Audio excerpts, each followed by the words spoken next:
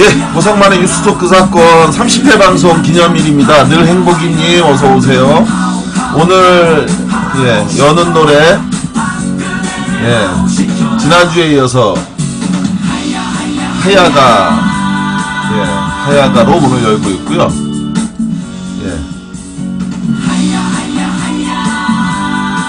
지콩콩 세댁님 안녕하세요. 어서 오십시오. 반갑습니다.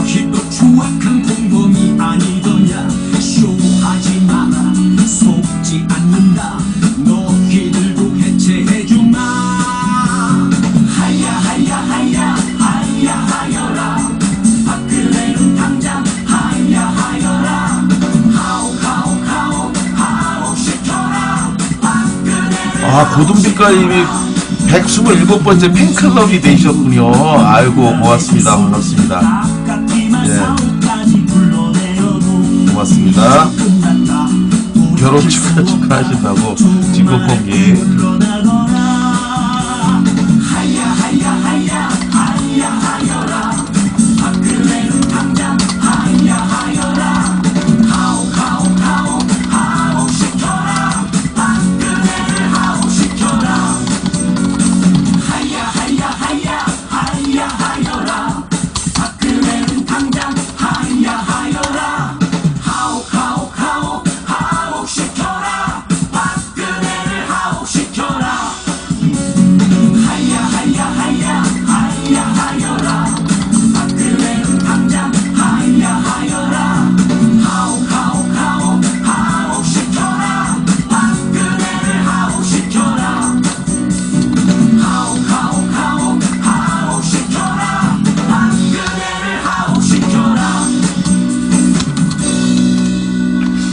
그리고 두 번째 노래를 오늘 준비했습니다. 재밌는 노래가 하나 나왔더라고요. 아리랑 목동을 개사한 노래.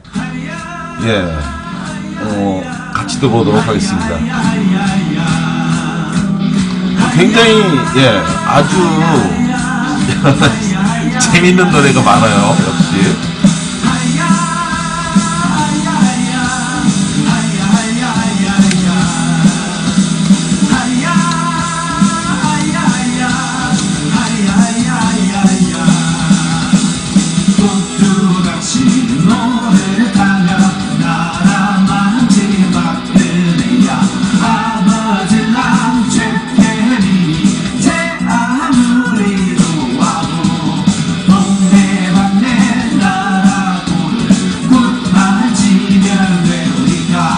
예를금탱님 감사합니다.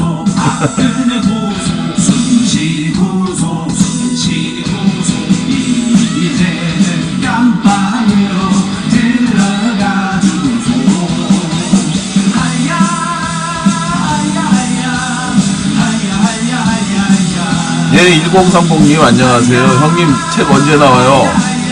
이번 달 까지 책을 글을 보내주면 내년에 책이 나옵니다.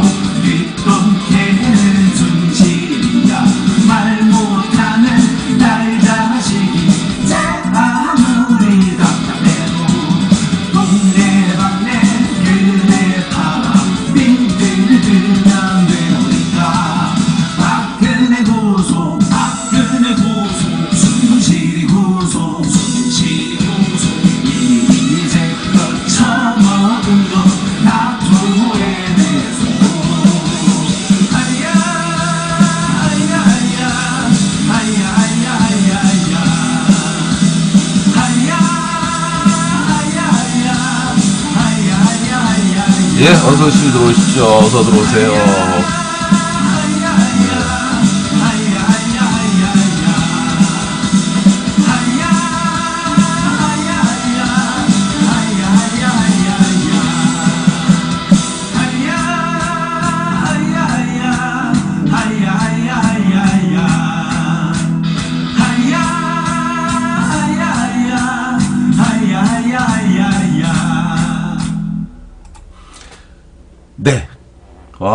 이거 오늘 요즘 참 힘들고 어려운 일이 많잖아요.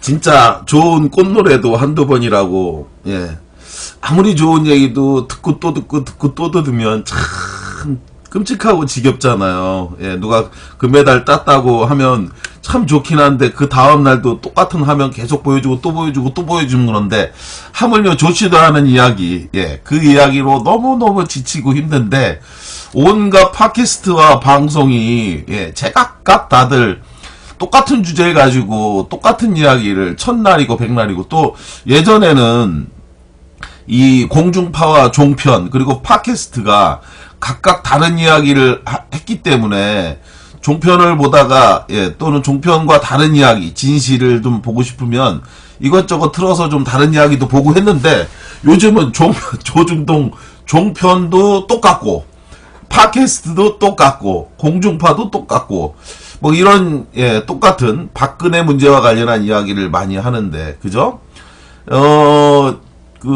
그래도 좀 새롭고 재미있는 유쾌한 이야기로 문을 열어보면 어떨까 싶어서 오늘, 예, 두 노래를 준비했는데 참 윤민석 씨는 정말 대단한 것 같아요. 예, 늘 때가 이러한 때에 국민들이 바라는, 원하는 그런 노래들을 늘 이렇게 사람들에게 선보여줘요. 천재입니다. 이런 사람들이 진짜 천재인 것 같아요. 예.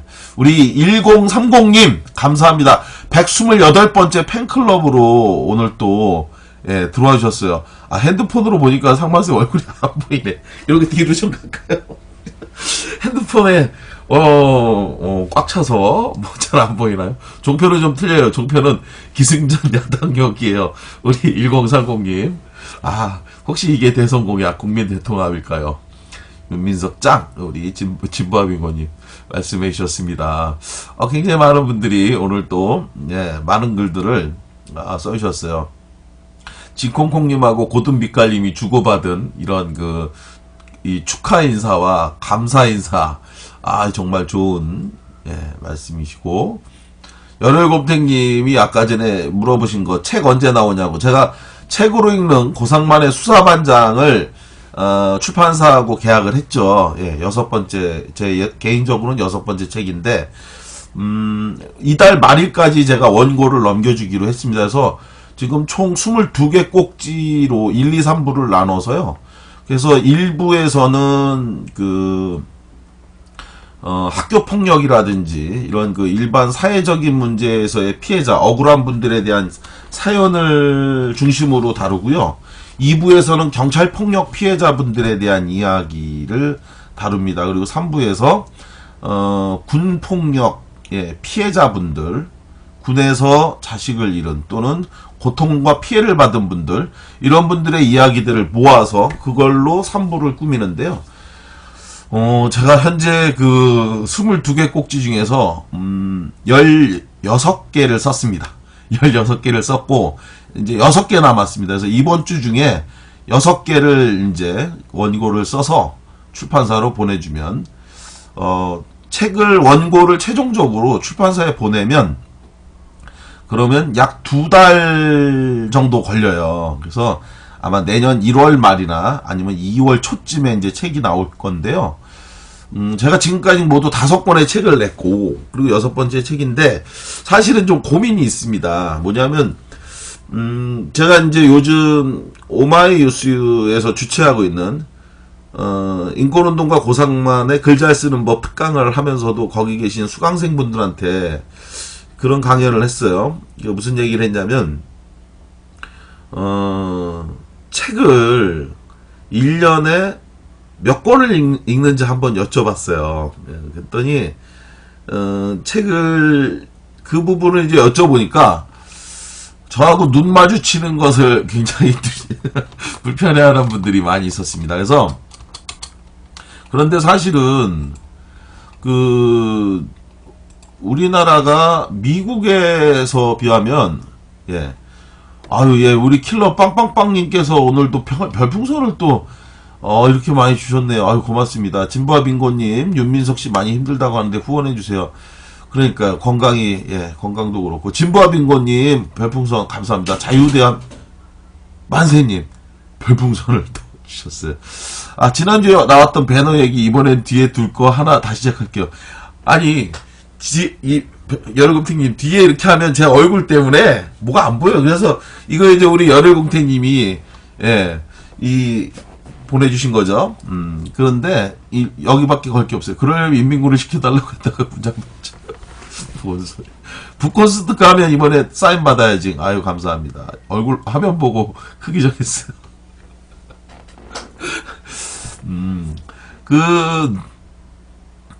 그래서 확인해보니까 미국에서는, 한 달에 성인이 읽는 책이, 6.6권이라고 그럽니다. 6.6권이고요. 그리고 일본이 5.9권이래요. 일본의 어른이 한 달에 보는. 그리고 프랑스가 5.9권. 그런데 대한민국은 몇 권이냐? 이거를 제가 확인해 보니까 이 유엔에서 조사한 결과인데 얼마나 될 것 같습니까? 우리나라 사람들. 미국은 한 달에 성인이 보는 책이 6.6권. 그리고 일본이 5.9권. 그리고 프랑스가 6.1권. 우리나라는 열혈곰탱이님 1.2권. 그럼 한 달에 한 권에서 두 권을 우리 열혈곰탱님은 읽으신다는 얘기인구나. 그죠? 근데 아마 그렇게 되지는 않을 것 같아요. 제가 봐도. 네. 진보어 빙고님 6권이라고 썼습니다. 6권 보세요. 진짜? 개인이? 그러시면 대단하신. 네. 해주몽님 우리나라 노동시간이 기본 9.4시간. 그러니까 우리가 굉장히 일을 많이 하는데 그죠? 우리나라가 0.8에서 1.0권이랍니다. 그런데 제가 볼 때는 0.8권에서 1.0권도 사실은 좀 과장된 게 아닌가 저는 이렇게 생각이 돼요. 실제로 제가 그런 얘기를 많이 하고 다녔는데 요즘 지하철을 타면 우리나라 사람들이 그러니까 글을 안 읽는 건 아닙니다. 글을 안 읽는 건 아니에요. 근데 핸드폰을 보죠. 핸드폰을 통해서 기사를 읽고 또 페북을 하고 SNS 소통을 하면서 이제 하기 때문에 글을 많이 안 읽는 건 아니라고 좀 봐요. 페이스북에 쓰는 여러 사람들의 다양한 공부를 하는 거죠. 여러 사람의 전문성 있는 글들을 읽으면서 글로 공부를 하는 거니까. 그런데 종이로 된 책, 서점에서 나오는 책을 사서 보는 거는 굉장히 적어요. 그래서 지하철에 이렇게 다니면서 그러면서 제가 실제로 한번 확인해 보니까 종이로 된 거를 읽는 사람은 2명 만났습니다. 2번. 근데 어떤 종류의 책인가 하고 제가 가서 옆을 봤더니 성경이었습니다. 성경. 조그만 성경책. 그러니까 성경책 정도, 자유대한 만세님 2권 정도 읽으신다고. 아유, 대단하신 거예요. 1030님은 전 유일하게 읽는 책이 배달북인데. 아파트 엘리베이터 옆에 있는 그 배달북. 앞으로 별풍선수 형님 책을 사서 형님께 택배로 보내겠다는 생각이 듭니다. 이러다 별풍 심하면 안 되는데, 이런, 내 책을 사서 나한테 왜 보내요?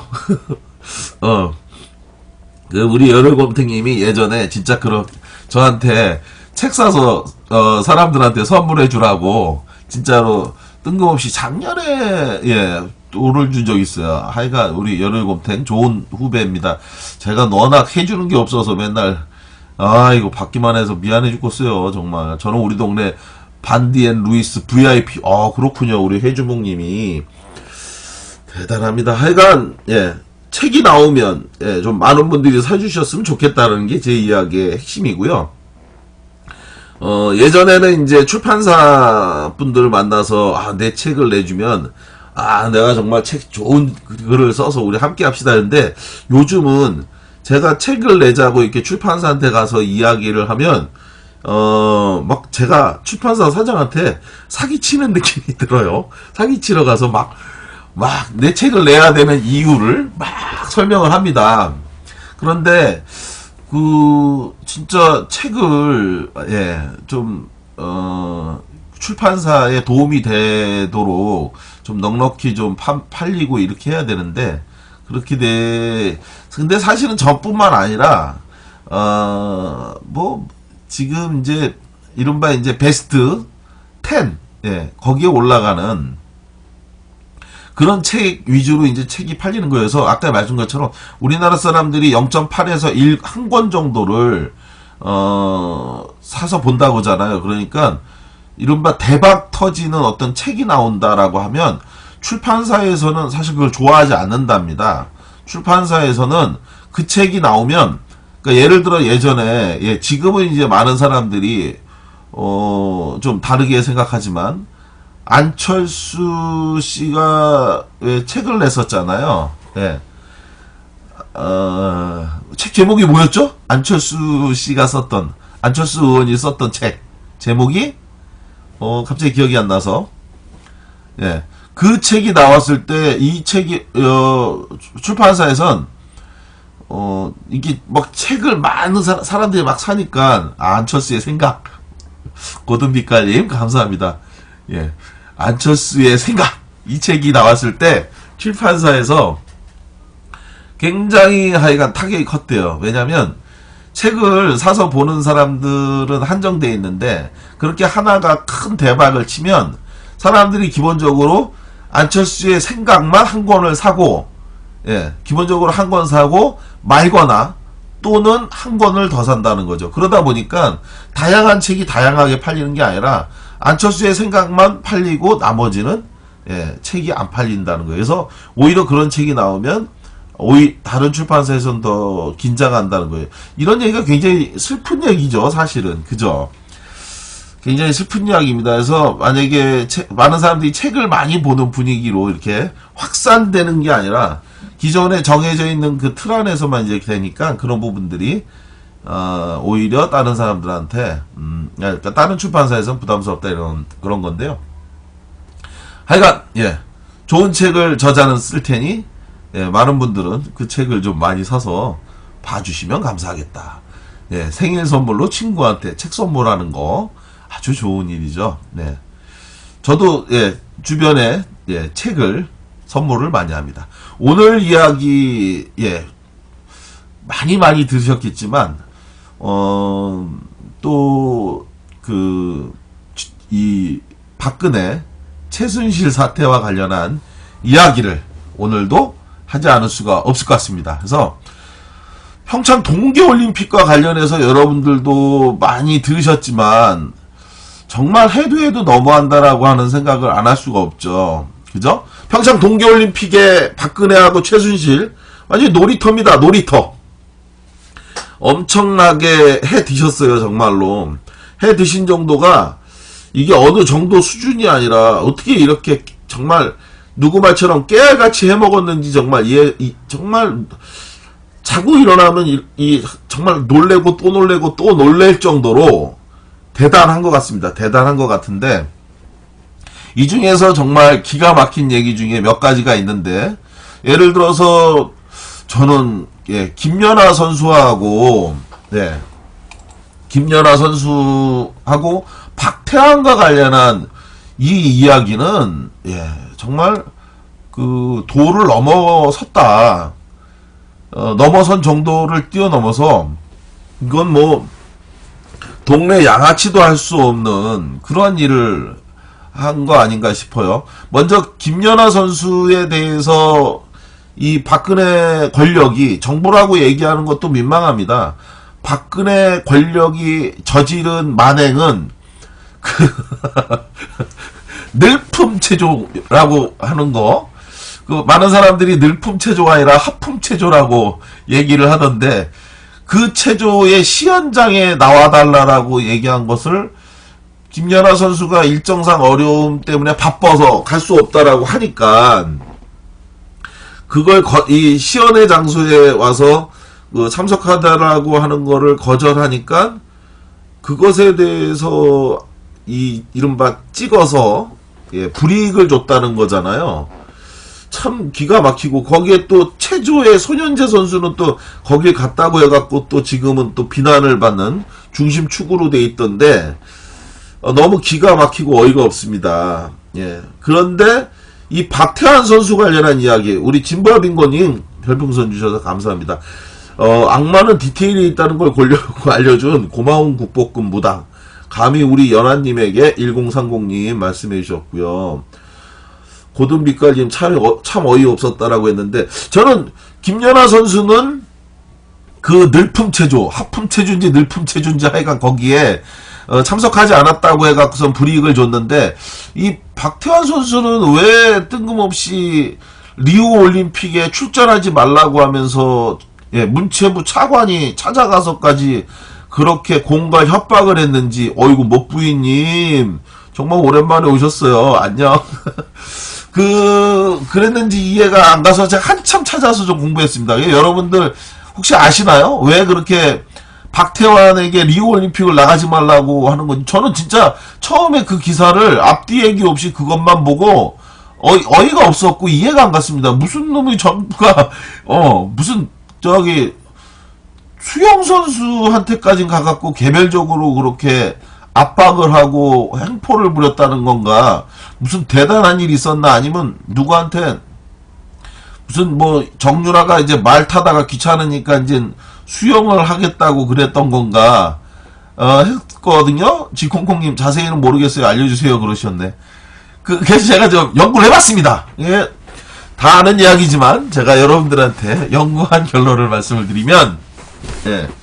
밀고 있는 선수가 있었다는 그게 아니고요. 정말 기가 막힌 일인데, 이른바 박근혜의 심기경호인 거예요. 이게 정말 이 정부가, 이 박근혜 권력이 정말 심각한 게 뭐냐면, 해 처먹은 것도 심각한 일인데, 이른바 박근혜의 심기를 위해서 나머지 국민들, 나머지 모든 존재들, 뭐 재벌서부터 정말 하층에 있는 정말 국민들까지 전부 다 해서 박근혜 하나를 중심으로 전 국민이 도운 것이 아닌가 이런 생각이 드는데요.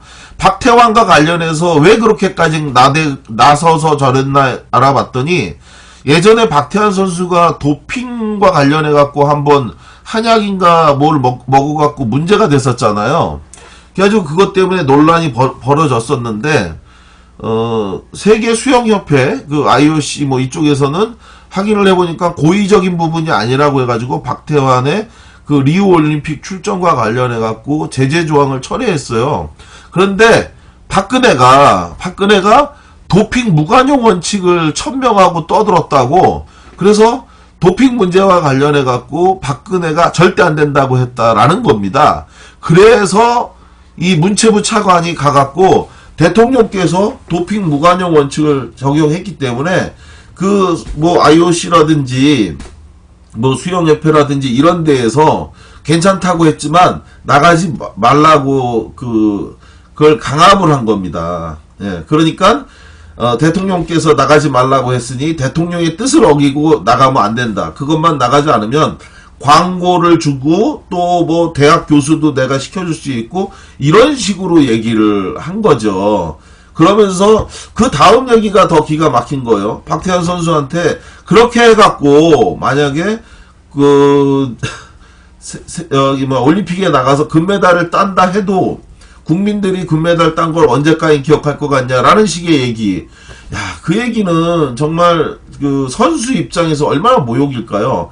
금메달을 따서 국위를 선양하고 또 국민들에게 태극기를 단 그 국가대표로서 최고의 영예고 명예인데, 그런데 야, 네가 뭐 금메달 딴다고 대단할 것 같아? 국민이 얼마나 기다릴 것 기억해 줄 것 같아? 이런 식으로 펴나온 것도 전 정말 용납할 수 없고 용서할 수 없는 일이고, 그 다음에 또 한 얘기가, 그리고 또 금메달을 그렇게 해서 따고 왔다 해도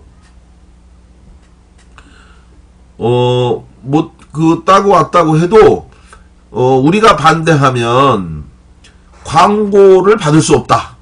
광고를 받을 것 같냐? 이렇게까지 공갈을 쳤다는 겁니다.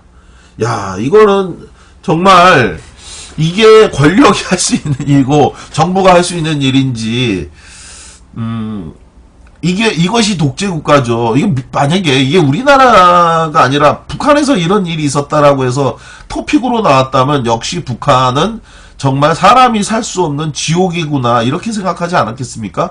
근데 부끄럽게도 그게 이 대한민국에서 벌어진 일이라고 하니까 너무너무 이건 화가 나고 말도 안 되는 일인 거죠. 정부가 아닌 범죄 집단이네요. 못부인님 말씀하셨어요. 진범인권님 못 들었어요. 핸폰 버려야겠다. 이게 제 이야기가 안 들린다는 얘기인가요? 아니면 무슨 얘기지? 북한도 그렇게는 안 할 것 같은데요. 제가 예전 방송에서도 말씀드렸지만, 실제로 북한이 그렇게 비합리적이지 않다라고 이 종편 나오지 않는 탈북자들은 또 그런 얘기를 하지 않습니까? 대한민국 아짜님, 감사합니다. 별풍선, 아이고, 고맙습니다. 예, 좋은 방송으로 보답하도록 하겠습니다. 진보아 빙고님이 방송, 이 핸드폰으로 듣다가 잘 안 들리는지, 예, 그런 것 같아요. 그래서, 야, 이게, 세상에, 이게 옛날에, 자기 아버지 시대에 했던 독재국가도 아니고, 어떻게 이런 황당무계한 일들을 할 수 있었는지, 그 용기가 정말, 이걸 정말 대단하다고 봐야 되는지, 정말 용납할 수가 없는데, 더 웃긴 얘기가 또 있어요. 이게 정말 저는 하나하나 파고 들어가면 들어갈수록 도저히 용납이 될 수 없는 일. 그러니까 지금 말씀드렸던 것처럼 이 김연아 선수하고 박태환 선수 정말 국민 요정, 예? 국민 여배, 국민 여동생? 그리고 국민 오빠? 이런 사람들한테 한 이 행위도 정말 기가 막힌 일인데, 한진그룹 조양호 회장이 자기 회사, 예, 연하여럴패님, 예, 연하여럴패님 정말 화가 나시겠다.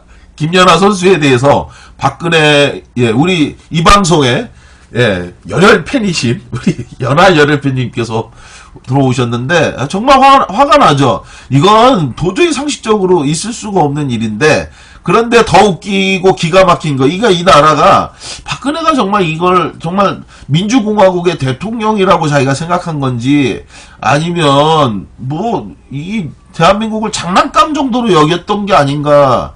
그리고 이런 식으로 권력을 쓰고도 아무 문제가 없을 거라고 생각했다는 것 자체가 더 기가 막힙니다. 늘품체주의 소년제는 어쩔 수 없이 참석했대요. 그래서, 예, 이 소년제가 요즘 피해자가 또 되고 있더라고요. 예. 미순0411님, 네. 부끄럽네요. 대한민국 어쩌죠. 대한민국이 부끄러울 일은 아니고요. 그죠? 박근혜가 문제인데, 이 박근혜를 내쫓아야 되죠. 근데, 이 박근혜가 더 웃긴 게 뭐냐면, 한진그룹, 왜 한진해운 지금도 문제가 되고 있지 않습니까? 근데 이 조양호 회장이 이 한진해운 사태로 인해서 엄청나게 문제가 일어났을 때, 그때 산업은행장이 연락이 와갖고, 이 사태가 지금 너무 급박하다. 그러니 지금 당장 만나서, 협의를 하자. 한진해운 문제를 한진그룹이 어떻게 해결할 건지를 좀 만나자라고 했는데, 그런데 조양호 회장이 이 산업은행장을 만나러 가질 않고, 자기가 지금 개인 자가용, 이 대한항공 회장이잖아요. 그러니까 자가용 비행기가 있답니다. 이 조양호 회장한테. 이걸 타고 스위스 로잔을 자기가 지금 빨리 가야 된다. 그래서 거기에 갔다 오고 난 다음에 만나자. 이렇게 얘기를 했대요. 그래서 이 사람이 지금 회사가 지금 망할 지경에 있는데 이것보다 더 급한 게 뭐가 있다고 지금 딴 데 간다는 건가? 라고 얘기를 했답니다. 그런데 알고 보니까 이때 당시에 어딜 갔냐, 예, 스위스 로잔에 갈 이유가, 이게 정말 기가 막히기가, 정말 기가 막히기가 한도 끝도 없습니다. 그러니까 김연아 선수나 박태환 선수 사건도 기가 막힌데, 이 건은 더 기가 막혀요. 뭐냐면요, 조양호 회장이 이때 한진해운보다 스위스 로잔을 더 가려고 했던 이유가 IOC 위원장을 만나기 위해서 갔다는 겁니다. 근데 IOC 위원장을 가서 만나러 간 이유가 뭐냐면요, 평창 동계올림픽에 마스코트를 선정하는데, 이 마스코트를 진돗개, 근데 이 진돗개로 마스코트를 삼으려고 하는데, 이게 박근혜의 그 반려동물이랍니다. 이 진돗개가. 박근혜가 키우는 개가 2마리가 있는데, 그 청와대 2마리, 청와대에서 키우는 개 2마리인데, 그게 예전에 뭐 아무개가 실세니 했더니, 뭐 청와대의 실세는 뭐 박근혜의 저기 진돗개 2마리가 실세다라고 해갖고 7마리인가요? 제가 알기로는 2마리로 알고 있는데, 이 진돗개가 실세라고 얘기를 해갖고 한동안 화제가 됐었잖아요. 박근혜가 키우긴 키울까요? 키우긴 개뿔을 키우겠습니까? 근데 하여간 아이고 예라피바다님 어서 오십시오. 그 개를 올림픽 마스코트로 선정하라고 이렇게 압력을 행사했다는 거예요. 조양호 이 동계올림픽 추진위원회에다가. 그러니까 이것을 아기 5마리를 낳아서 7마리가 됐군요. 원래 2마리였는데, 고든빛깔님. 아, 그렇구나. 원래 2마리를 키웠는데, 아이고, 목부인님, 별풍선 감사합니다.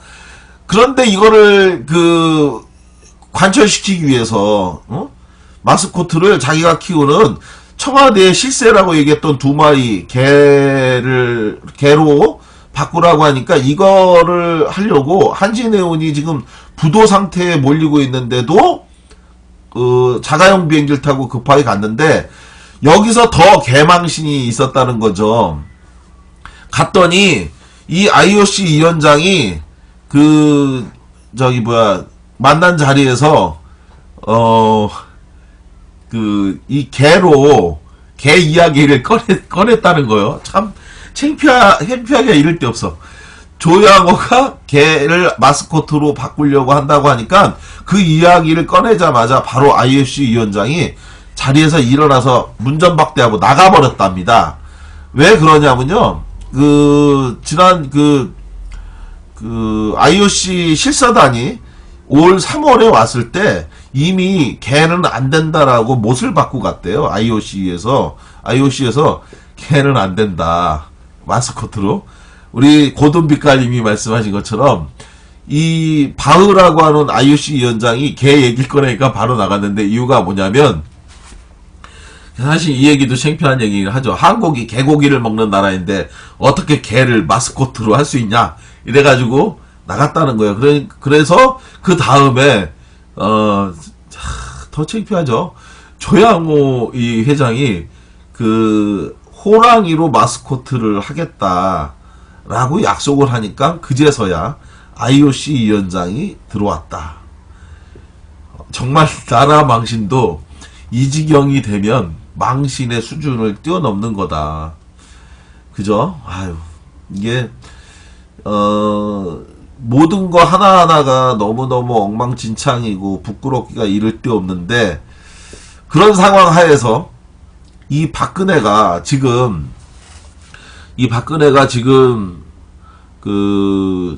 어저께였죠. 일요일날 검찰이 박근혜에 대해서 뇌물죄를 적용하지 않았어요. 그죠? 뇌물죄를 적용하지 않고 직권남용죄니 뭐 이런 거를 해갖고 기업들한테 돈을 걷도록 직권을 남용해서 뭐 어쩌고 했다 이런 식으로 했는데 이 박근혜가 지금 하고 있는 이런 방식에 돈 걷어냈던 방식. 진보빈고님 별풍선 감사합니다. 칠풍이 땀시 창피해서 고든빛깔님 말씀하시고 국격은 시민들이 높이고 그 국격은 엄한 놈들이 다 헤쳐먹고 있다고. 예, 정말 부끄러운 일인데요. 기업의 재벌로부터 돈을 걷는 방식이 자기 아버지가 했던 방식을 그대로 벗어나지를 않고 있어요. 이 아버지가 18년 동안 대한민국을 해먹는 동안에 제가 정말 부끄럽고 정말 이해할 수 없었던 것 중에 하나가 뭐였냐면요. 제가 몇 번 말씀드렸잖아요. 청와대 9년 3개월 비서실장을 했던 김정념. 이 김정념 씨를 제가 만나서 이 조사를 했을 때 그때 이 사람이 자기네들은 굉장히 깨끗한 정부였다. 박정희 정부는 굉장히 깨끗한 나라였다. 이런 이야기를 하면서 그 근거로 삼았던 걸 들으면서 사실은 너무너무 기가 막혔습니다. 뭐였냐면요. 자기네들은 딱 정해놓은 10대 그룹, 예, 당시에 10대 그룹에 있는 기업체로만 한테만 매달 정해놓고 돈을 받았다는 거예요. 그래서 그 10대 그룹을 벗어난 다른 기업에서도 돈을 내고 싶어서 여러 가지 로비를 했다는 겁니다. 그런데 자기네들은 절대 그 10대 그룹 이상에서는 돈을 걷지 않았기 때문에 굉장히 깨끗한 정부였다라고 자랑을 하는데, 그 얘기를 제가 들으면서 정말 턱이 빠지도록 어이가 없더라고요. 정말 이런 어처구니 없는 일이 있을 수 있나. 명백한 범죄 행위죠. 예. 기업한테 정기적으로 매달 돈을 걷었다. 그리고 그 돈을 자기네들 내고 싶다고 여러 기업이 찾아와서 로비를 했지만 우리는 절대 받아주지 않았다. 그러니까 박근혜는 자기가 지금까지 하고 있는 이런 일들이 아버지 시대의 기준으로 보면 너무도 당연한 거고, 그리고 자기가 돈을 달라고 하는데 그걸 거절하면 아버지 식대로 뭔가 불이익을 줘야지 당연한 거다, 이런 건데요. 약속한 것과처럼 우리 1030님, 기업은 우리 돈 뜯어먹고 국가는 기업 뜯어먹고 결국 우리 시민들이 다 뜯긴 셈이죠. 정답 정확하게 맞히셨어요. 1030님이 말씀하신 게 바로 제가 얘기하고 싶은 그 이야기의 핵심이거든요. 재벌이 돈을 뜯겼다? 천만의 말씀이죠. 사실 재벌의 돈이 뜯긴 게 아니라요, 국민의 돈이 뜯긴 거죠. 모든 물건에는 그 비용이 다 포함되어 있는 겁니다. 우리가 광고 많이 해갖고 유명한 제품을 샀다? 그래서 이 제품은 광고를 많이 해서 유명한 상품이야 라고 하는데, 실은 그 물건값에 그 광고 비용이 다 들어가야 있는 거죠. 그리고 무슨 뭐를 더 주고 뭐 서비스로 뭘 주고, 그것이 내가 이거 샀으니까 내가 이거를 공짜로 얻었다, 그런 게 어딨어요. 그것도 다 물건값에 들어간 거죠. 마찬가지로 지금 재벌이 박근혜한테 돈을 줬다? 그래서 재벌이 오히려 돈이 뜯겼다? 그런 게 어딨어요. 결국은 그렇게 해서 뜯긴 돈을 더 많이 가져오는 것. 제가 여기 어떤 분한테, 우리 목부인님, 나쁜 짓을 하려면 높은 곳에 가서 해야 처벌도 가볍고 남 뼈 빠지게 일해서 세금 내는 바쁜데, 우리 목부인님을 제가 예를 들어 월급 한 달에 5천만 원씩 월급을 주는 사람으로 채용을 해요. 그래서 연 6억 원의 연봉을 준다고 생각을 해봐요. 그러면 목부인이 고상만이 참 훌륭한 사람이구나, 목부인한테 6억 원씩이나 월급을 많이 주니까 라고 하는데, 천만의 말씀이죠. 대신 목부인은 저한테 15억 원에 매년마다 그 정도를 벌어와야 되는 거죠. 그래야지 제가 6억을 주는 거죠. 제가 6억을 주는 것이 착한 게 아니라 6억을 주고 사실은 15억을 벌어와라 라고 요구를 하는 거고, 그걸 수용하니까 6억씩 계속 준 거겠죠. 목부인님 충성 다하겠다고 파요. 충성 다한다고 하지 않습니까? 그럼 내가 6억을 줄 테니 15억을 벌어와라 나한테. 그럼 내 6억 줄게. 이게 이제 기업 논리죠. 근데 사실 정확히 얘기하면 기업 논리죠. 어느 기업이 다들 여러분들도 그러니까 15억씩 갖고 오세요. 내가 1년에 6억씩 줄 테니까 한 달에 5천만 원씩. 이게 사실은 기업 논리거든요. 지금 이 재벌들도 해주몽, 이게 내가 돈을 엄청 버네. 해주몽님도 충성이라고 그러니까 벌써 제가 얼마야, 15억씩 버니까 45억을 받고 이 사람들한테 6, 3, 18, 그러니까 18억만 주면 되네. 그쵸? 제가 45억 벌고 18억만 주는 거죠. 그리고 사람들한테 저는 제 직원들에게 6억씩 돈을 주는 기업입니다. 이렇게 얘기하면 사람들이 저 기업 좋다라고 얘기하겠죠. 실제로 이 롯데든 삼성이든 현대든 SK든 엄청나게 돈을 줬다고 하는데, 실은 그거보다 더 많은 이익을 얻은 거죠. 신동빈 롯데그룹 회장, K스포츠 재단, 여기에 미르하고 K스포츠에 45억 원의 돈을 냈고, 그런 상태에서 또 올 3월에 박근혜를 만나고 난 다음에 또 K스포츠 재단에 70억 원을 줬다는 거 아닙니까? 총 115억 원. 115억 원을 그냥 준 거예요. 그러다가 나중에 75억 원은 예, 수사가 들어갈 것 같으니까 다시 돌려줬다고 하는 거고, SK 최태원도 마찬가지로 2월 달에 박근혜를 독대한 후에, 그리고 나서 그 직후 2월 29일 날 SK가 K스포츠재단에 80억 원, 예, 그리고 더 많이 냈어요. 야, 어마어마하게 낸 거죠. 그 K스포츠에 80억 원을 냈고, 그 전에 111억 원을 냈답니다. 그러니까 191억 원을 SK가 이들 기업에다 낸 건데, 자, 여기는 전부 다 공통사항이 있었던 거예요. 예, 공통사항이. 그죠? 이 어마어마한 최태원, SK그룹 회장이 사면 문제가 걸려 있었던 거잖아요. 그래서 사면을 시켜줬고. 근데 그 후에 요구했던 돈을, 그러니까 80억 원을 요구하면서 이제 오니까, 그거와 관련해서 SK가 너무 많은 돈을 냈다라고 하면서 이제 부정적으로 나오니까, 그 후에 치사하다라고 하면서 돈 요구를 처리했는데, 그리고 나서 111억 원을 냈을 때는, 예, 최태원 SK그룹 회장을 사면시켜주고, 그리고 나서 80억 원은 또 거절을 나중에 했더니, 그러니까 최재원 부회장, 예, 사면이 기대됐던 이 최재원 부회장은 이 사면이, 예, 무산이 됐다고 그러고요. SK텔레콤과 CJ헬로비전을 합병을 하려고 했는데 이것도 불허를 시켰다. 그러니까 명백히, 예, 요구했던 돈을 주지 않으니까 그것에 대해서 불이익을 줬던 거죠. 그죠? 박정희가 월남 파병 파독 간호 광부에서 받은 돈이 스위스은행에 아직도 있다고 하던데요. 그런 설이 있죠. 저는 정말 희한한 것 중에 하나가, 이 파독 광부 간호사들, 예, 그리고 월남전,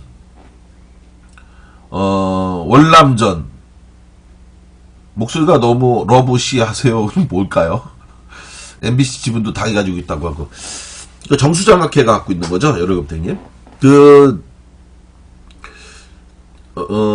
지금 현재 베트남 파병 갔다 온 사람들하고, 이 파독광분이 뭐 이런 분들, 월남 참전, 베트남 고엽제, 이분들, 일단 이런 분들이 이 박정희하고 박근혜에 대해서 지지하고 옹호하는 발언을 하는 거 보면 정말 이해가 안 가요. 왜 도대체 무슨 생각으로 저런 짓을 하고 있는지. 누가 봐도 분명히 자기네들이 피해자인데 왜 가해자를 옹호하고 가해자 편을 드는지. 정작 베트남 파병 갔다 와갖고 고엽제 병이 붙은 분들, 그리고 또 북한으로 갔었던 HID 북파공작원들, 이런 분들에 대한 예우, 이런 거는 사실 김대중 정부하고 노무현 정부에서 이루어진 예우거든요.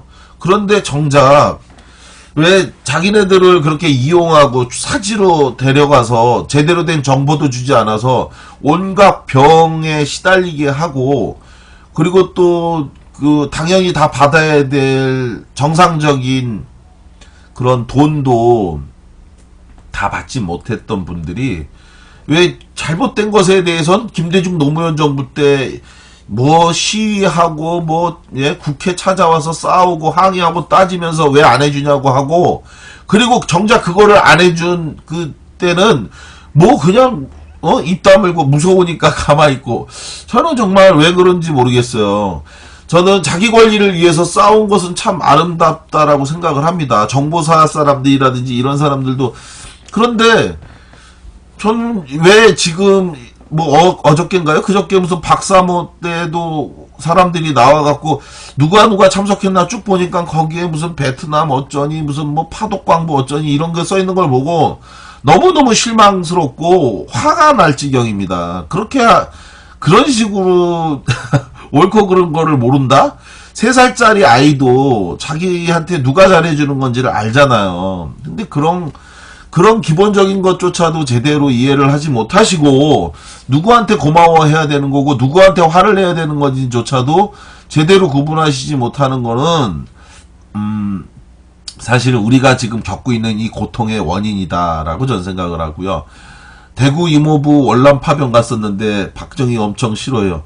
그 훌륭한 분이시네. 대구에 계신 분이 억압당의 안정감을 느끼는 심리. 그러니까 이게 이제 포로, 예, 이른바 스톡홀름 증후군이라고 하는 그 얘기죠. 근데 그걸로 설명하기도 정말 더 복잡한 것 같아요. 저는 그냥 베트남 증후군이라고, 우리나라는 스톡홀름 증후군이 아니라 베트남 증후군. 베트남 갔다 온 분들이 도대체 왜 자기에게 월급도 다 떼먹었잖아요. 걔도 자기네들 돈으로 나라가 부강해졌다라고 얘기한다면 아, 그건 좋아요. 그것도 인정해줄 수 있어. 근데 그걸 가지고, 예, 가해자는 냅두고, 그걸 도와주려고 하는 사람은 또 좌빨이라고 그러고 말이죠. 웃기는 사람들입니다.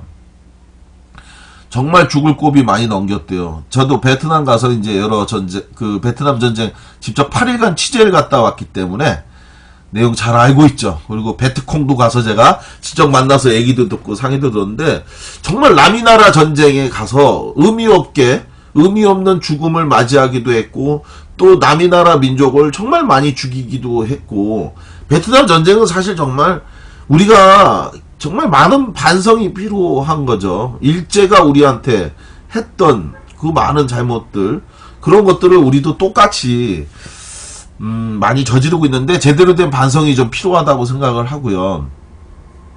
그분들 시절에는 자기 권리를 외치는 사람들이 탄압받고 감옥 가던 시절이었는데 그걸 지켜보며 잘하신 분들이라서 쉽게 바뀌지 않으시는 것 같아요. 자유가 불편하신 분들 1030님이 말씀하셨어요.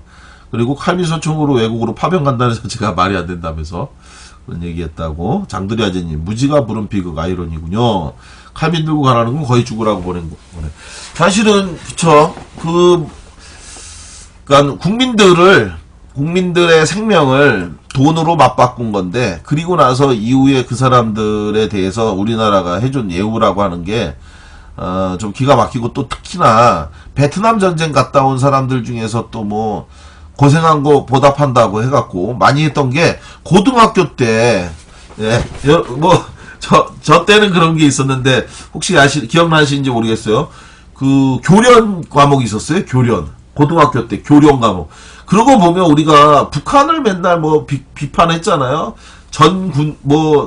국민을 상대로 해서 훈련시키고 뭐하고 한다고. 근데 우리도 사실 똑같이 그랬던 거예요. 지금 생각해보면, 고등학생들한테 목총 주면서 그걸로, 예, 총검술 가르쳤잖아요. 저도 총검술 했거든요. 그리고 여학생들한테는 뭡니까 이거 구급 예 라이트 70년 이거 뭐죠? 구급약인가요? 여자들은 그거 차고 맨날 그거 차고 뛰어다니는 그거를 시켰고 남학생들한테는 목총 저 고등학교 때 플라스틱 총이었다.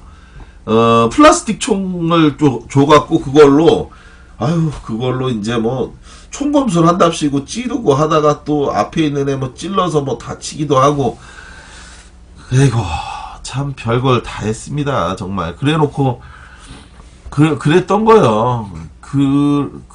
그렇게 해서 지켜야 될 나라라고 얘기했는데 지금 하는 거 보면 정말 기가 막히고 삼성 같은 경우는 정말 안 해먹고 안 처먹은 데가 없잖아요.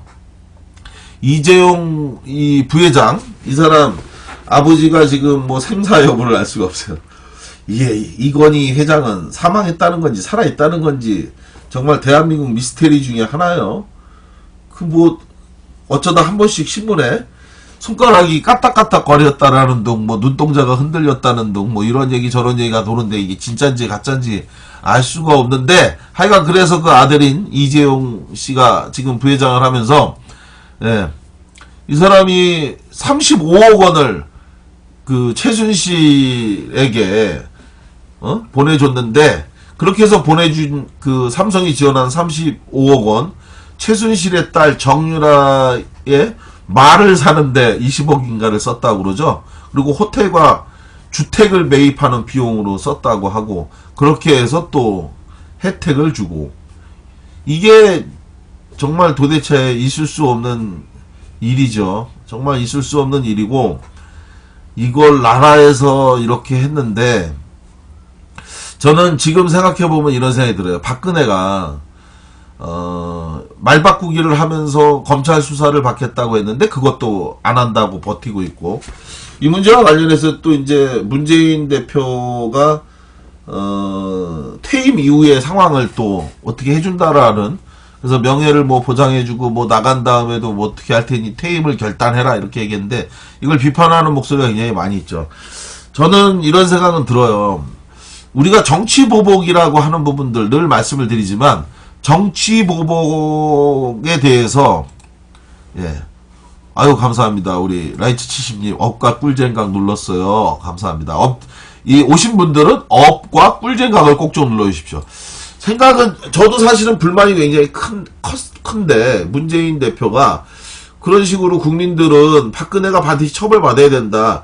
대통령은 5년짜리 권한을 임시로 부여받은 존재지, 정말 그 사람이 대한민국 공화국의 주인도 아니고, 그리고 또 국민하고 약간의 그 업무상 특별한 어떤 예우, 요런 거는 이제 있을 수 있겠죠.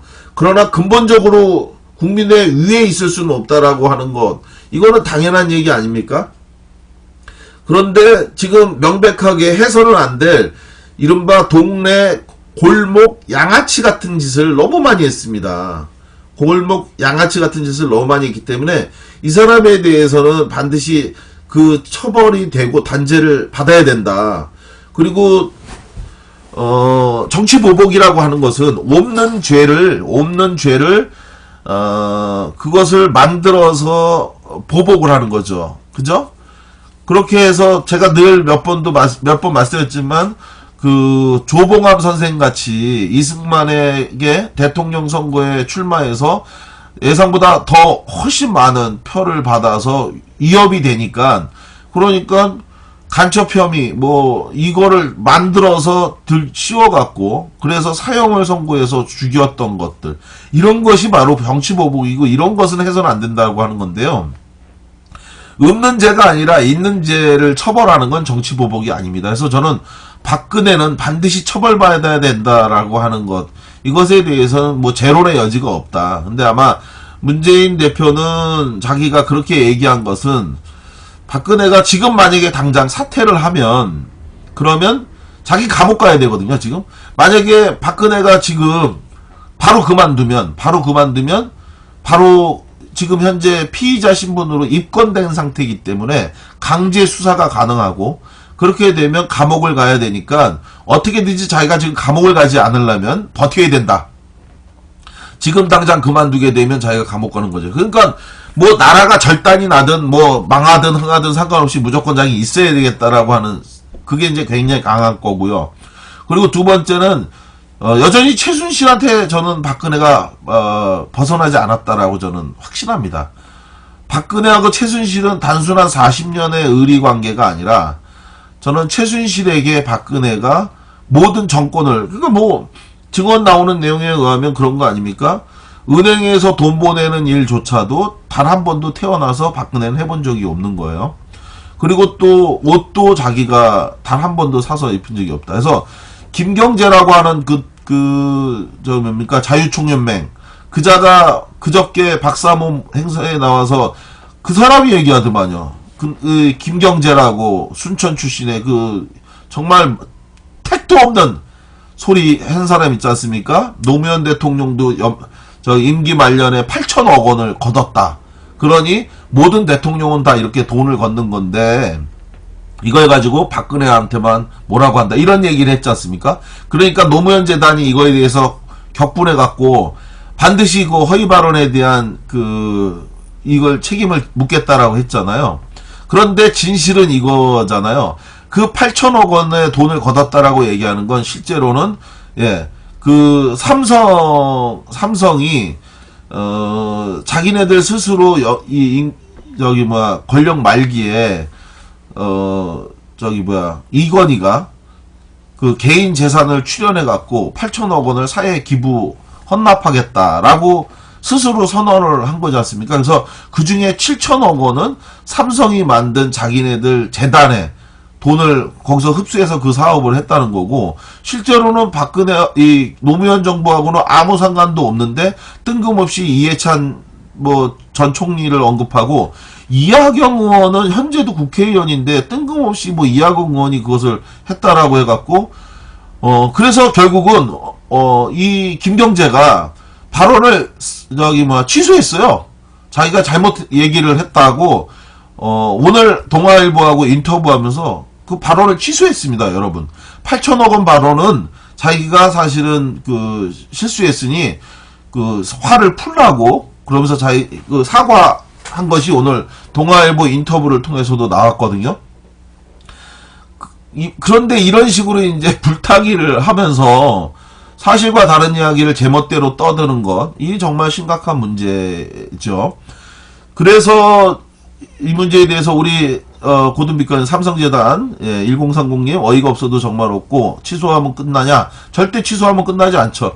이 계속해서 반복되고 있는 이런 문제에 대해서 반드시 이 김경재 이런 사람들 황강옥 지금 청와대 비서장관 하나가 뭐 이런 사람들 종편 나와서 그 DJ의 측근이었던 사람들 그리고 김병준 왜 자기가 정말 때리는 CM이보다 말리는 뭐가 더 밉다라고 이 김병준은 도대체 뭐하는 사람이 뭐 자기가 총리라고 하면서 유령 총리가 왔다 갔다 하면서 정말 사람들 속을 뒤집어 놓고 돌아다니는 걸 보면 너무너무 어이가 없고 화가 진짜 머리 끝까지 나죠.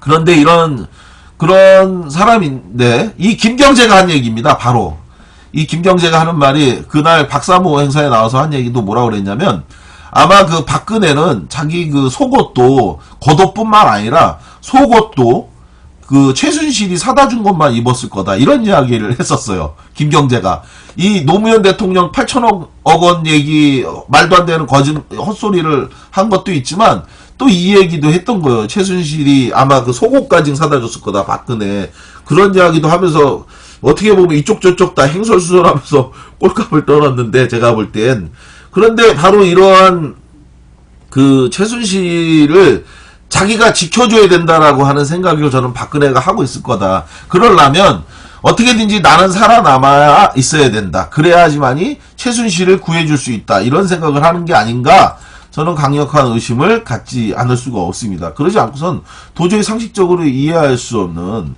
그러한 일인 거죠. 그래서 반드시 이러한 박근혜와 관련한 이 잘못 문제에 대해선 따져야 된다고 생각을 하고요.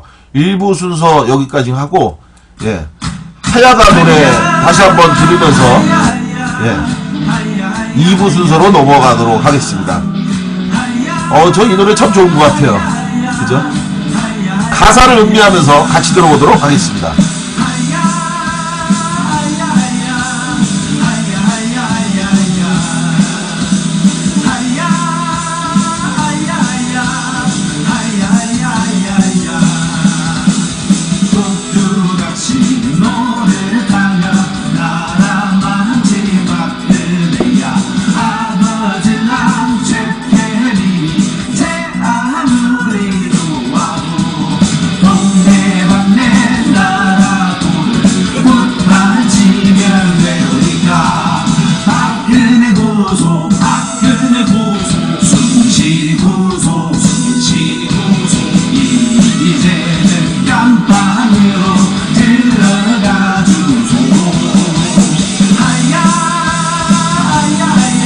가사가 정말 재밌지 않습니까?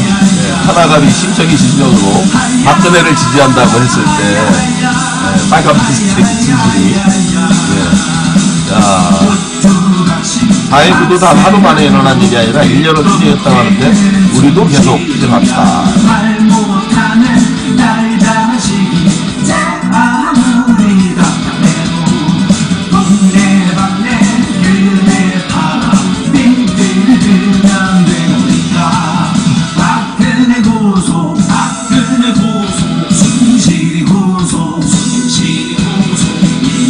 이제 거쳐먹은 거